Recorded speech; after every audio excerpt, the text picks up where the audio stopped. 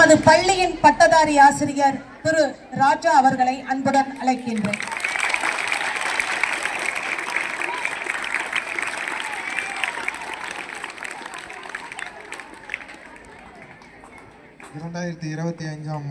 ஆண்டு கல்வியாண்டிற்கான 12ஆம் வகுப்பு தமிழ் பொதுத் தேர்வில் முதல் மதிப்பெண் பெற்ற மாணவிகளை ஊக்கப்படுத்தும் விதமாக தமிழ் சிந்தனை பேரவையின் தமிழ் சுடர் விருதுகளை வழங்க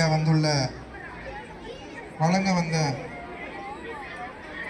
தமிழ் சிந்தனை பேரவை தலைவர் ரமேஷ் குமார் ஐயா அவர்களுக்கும், சிறப்புரையாற்றிய கோ நாகராஜன் ஐயா அவர்களுக்கும், வாழ்த்துரை வழங்கிய ஐயா ஸ்ரீ சௌரிராஜன் ஐயா அவர்களுக்கும் நம் பள்ளியின் மாணவர்களின் தலைமை ஆசிரியரின் சார்பாக மனமார்ந்த நன்றியை தெரிவித்துக் கொள்கிறோம்.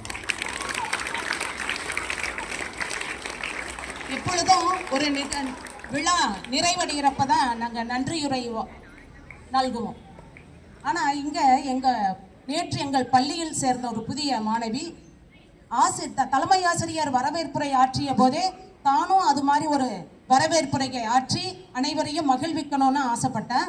அப்போது அவளுக்கு நேரம் இல்லாததுனால அந்த வாய்ப்பை நாங்கள் கொடுக்கல. இறுதியாக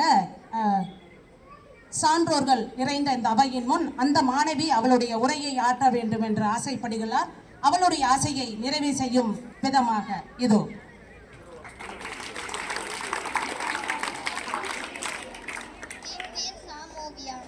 தமிழ் வரவேற்புரை.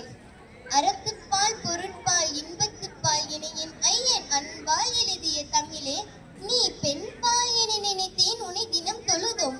பண்பால் என்னை வளர்த்தே நின்பால் என்னை ஏத்தாய். உன்னழகால் நீ உலகாள்வதை ஒரு நாளும் மறவேன். உன்பால் என்னை கொடுத்து இனி சான்றோனாய் வளர்வேன். மொழி வாழவும் இனம் வாழவும் முயல்வாய் தமிழ் மகனே.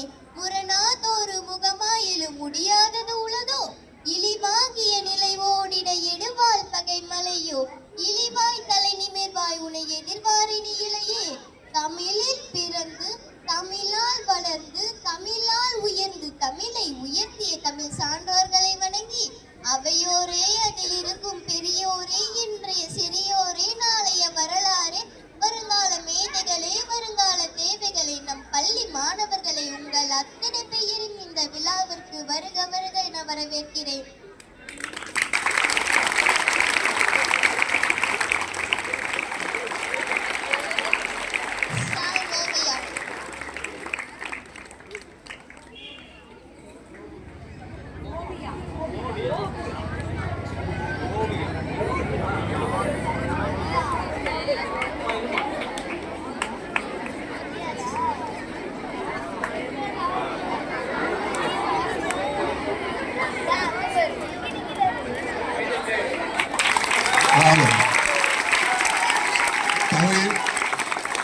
அவங்க முன்னாடி ஒரு இயல் இசை நாடக பாணியில் ஒரு நிகழ்வு கொடுத்தாங்க.